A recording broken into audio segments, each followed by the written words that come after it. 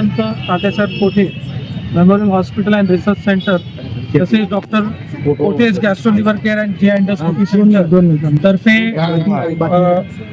दरवर्षी अल्प संपन्न बांधवांसाठी येथे मोफत ब्लँकेट वाटपाचा उपक्रम घेत असतो. यंदा वर्षी आपण सिद्धेश्वर मंदिर येथे आपण हा असा उपक्रम राबवत आहोत आणि यातून एकच आमची भावना आहे की आपण घरात राहतो या थंडीच्या सीझन मध्ये त्यांना जी म्हणजे उबदार आधार आमच्यातर्फे देण्याची आम्ही एक प्रयत्न करतोय आणि छोटासा प्रयत्न करतोय.